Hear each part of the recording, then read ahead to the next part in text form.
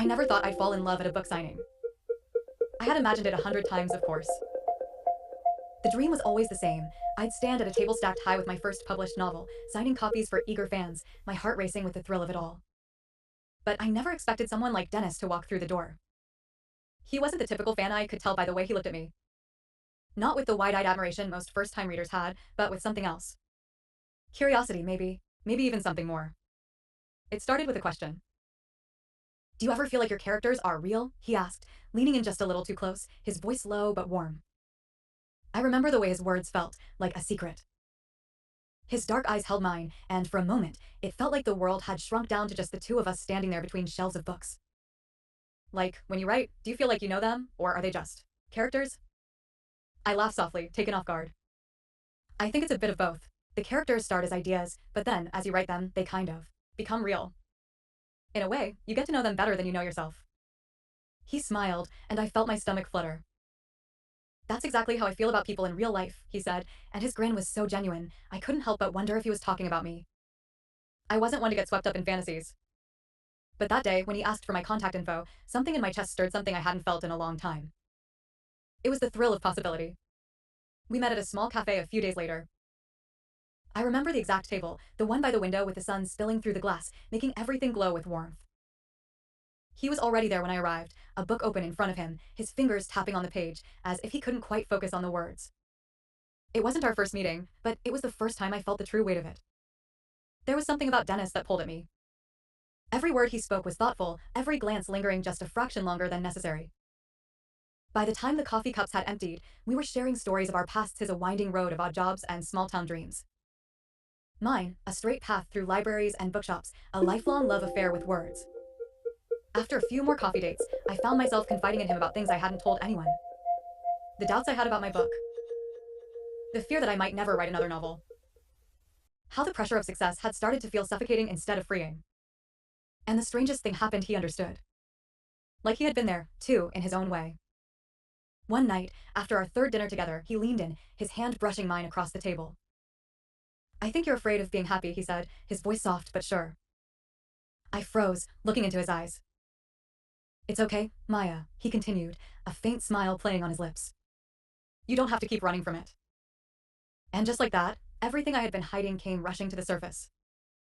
We were finally being real with each other, and for the first time in a long time, I felt like I could breathe. The days turned into a week, and by the end of it, we were inseparable. I was falling for him, but more than that, I was beginning to see a side of myself I had almost forgotten. I was no longer the anxious author struggling to make sense of her world. I was someone who had found her story. And Dennis, well, he was a chapter one hadn't expected, but one I never wanted to end.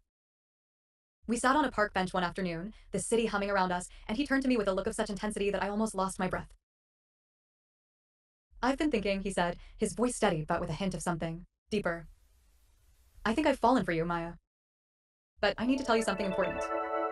My heart stopped. Was this the moment? Was he going to tell me he couldn't do this anymore? That it was all too fast, too much? I braced myself for the worst. "I'm not who you think I am," he said, his words slow, deliberate. My mind raced, trying to make sense of what he was saying. "Not who I think he is." Then he pulled something from his jacket pocket, a small, worn notebook, and opened it to a page filled with neat handwriting. It was my handwriting, the very first draft of my novel. The one I had thought I lost years ago. "What is this?" I whispered, my voice trembling. Dennis looked at me with a strange, almost sad smile. "I wrote your book, every word of it. But it was never meant to be published. It was supposed to stay, just between us." I could feel my pulse pounding in my ears. "What are you talking about? How could you?" "I'm the reason you wrote your first novel, Maya. I was your ghostwriter." The world tilted, the ground beneath my feet crumbling. All this time, I had thought Dennis was a stranger. Someone I had just met, but he had really known me for years. He had studied my work, followed my every word, not as a fan, but as a partner in the most intimate way. He wasn't just the guy I'd fallen in love with. He was the reason I could even write at all. "I never meant to deceive you," he said, his voice full of regret. "I just wanted to be a part of your story. I wanted to be more than the invisible man behind your words." I stared at him, my mind scrambling to process the truth. Could I forgive him for the lie? Could I even trust him now? And yet, despite everything that had happened, something inside me knew this was not the end. Dennis had given me something no one else could have: a story, a love, a truth. His confession, strange as it was, had bound us together in a way nothing else ever could. Weeks later, we sat together in that same cafe. We didn't speak about the past. We didn't need to. We had both learned that love isn't about the stories we tell others, it's about the one we tell each other. Dennis smiled, reaching across the table to take my hand. I may have written your first book, Maya, he said, but you've written the rest of our story. And I'm just happy to be here for it.